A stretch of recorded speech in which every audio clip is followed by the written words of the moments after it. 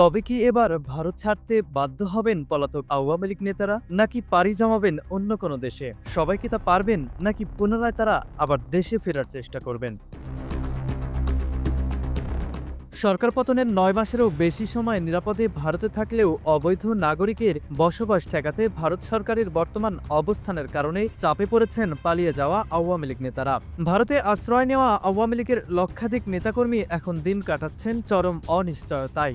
সম্প্রতি ভারত সরকার অবৈধ সবাইকে ভারত ছাড়তে বলেছেন। এরই অংশ হিসেবে বিভিন্ন অঙ্গরাজ্য থেকে অবৈধভাবে বসবাসকারী বাংলাদেশিদের আটক করে পুশব্যাক করছে ভারত।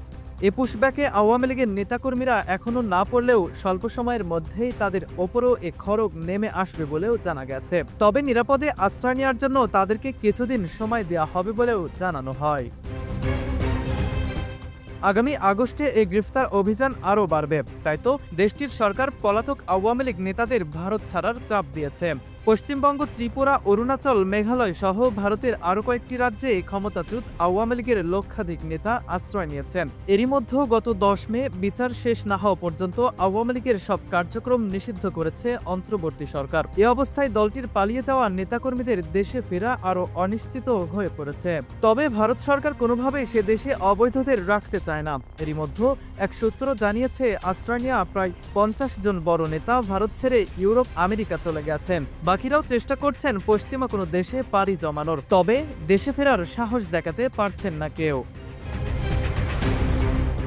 ৫ আগস্ট পরবর্তী পরিস্থিতিতে জীবনের নিরাপত্তা নিশ্চিত করতে আওয়ামী লীগের বিভিন্ন পর্যায়ের নেতারা প্রতিবেশী ভারতের বিভিন্ন রাজ্যে আশ্রয় নিয়েছেন। ভারত সরকার সে সময়ে ঢোকার সুযোগ দিলেও এখন তাদেরকে ভারত ছাড়তে বলছেন। সাবেক প্রধানমন্ত্রী ও আওয়ামী লীগ সভাপতি শেখ হাসিনাও রয়েছেন এ তালিকায়। সামিউল আলিম, পুঞ্জ টিভি নিউজ ডেস্ক।